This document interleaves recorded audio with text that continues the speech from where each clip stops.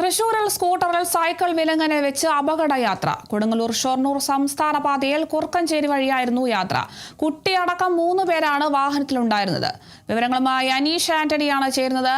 അനീഷ്, വളരെ അപകടകരമായ ഒരു യാത്ര തന്നെയാണ് ഇവർ നടത്തിയിരിക്കുന്നത്. ഇവർക്കെതിരെ നിയമ നടപടികളൊക്കെ സ്വീകരിച്ചിട്ടുണ്ടോ? വിവരങ്ങൾ എങ്ങനെയാണ്?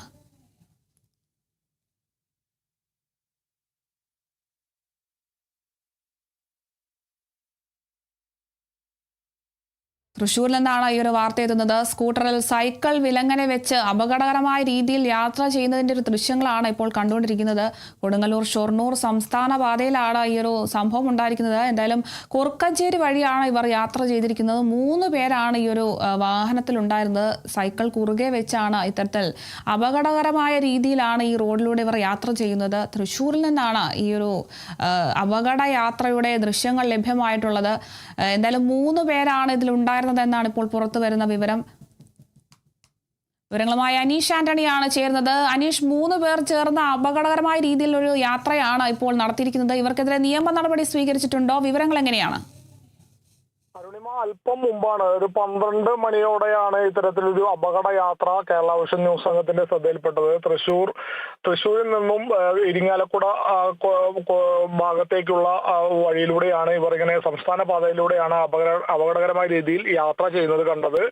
ഒരു യുവതിയും ഒരു യുവാവും അതുപോലെ തന്നെ ഒരു കുട്ടിയും 10 വയസ്സിൽ താഴെ ഏകദേശം കാണുമ്പോൾ പ്രായം തോന്നുന്ന ഒരു കുട്ടിയും ഉൾപ്പെടെ വാഹനത്തിൽ ഉണ്ടായിരുന്നു. അതിൽ ഒരു സൈക്കിൾ ഈ യുവതി പുറകിലിരുന്ന യുവതി വിലങ്ങനെ സ്കൂട്ടറിൽ വെച്ചാണ് യാത്ര ചെയ്തത്. ദൃശ്യങ്ങളിൽ കാണാം, വലിയ രീതിയിലുള്ള അപകടകരമായ യാത്രയായിരുന്നു അത്.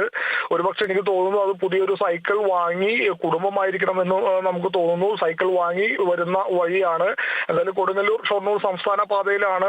നിരവധി വാഹനങ്ങൾ പോകുന്ന ഒരു പാത കൂടിയാണ് ഈ കൊടുങ്ങല്ലൂർ ഷൊർണൂർ സംസ്ഥാന പാത. ഇതിൽ കുറുക്കഞ്ചേരി വഴി പാലയ്ക്ക ഭാഗത്തേക്കാണ് ഇവർ സഞ്ചരിക്കുന്നത്. നമ്മുടെ ശ്രദ്ധയിൽപ്പെട്ടത് ഏകദേശം 5-8 കിലോമീറ്ററോളം ദൂരം ഇത്തരത്തിൽ ഇവർ ഇങ്ങനെ യാത്ര ചെയ്യുന്നുണ്ടായിരുന്നു. വളരെ അപകടകരമായ രീതിയിലാണ് യാത്ര. കാരണം മറ്റേതെങ്കിലും ഒരു വാഹനം ഇവരുടെ സ്കൂട്ടറിലോ അല്ലെങ്കിൽ ആ സൈക്കിളിലോ തട്ടിയാൽ, സൈക്കിളിന്റെ ടയറിലോ തട്ടിയാൽ മറ്റു വാഹനങ്ങളുടെ അടിയിലേക്കൊക്കെ തെന്നി പോകാൻ വീഴാനുള്ള സാധ്യത വളരെ വലുതാണ്. ഈ യുവതിയും യുവാവും മാത്രമാണ് ഹെൽമെറ്റ് ധരിച്ചിരുന്നത്. ആ കൊച്ചുകുട്ടി ഹെൽമെറ്റ് പോലും ഉണ്ടായിരുന്നില്ല.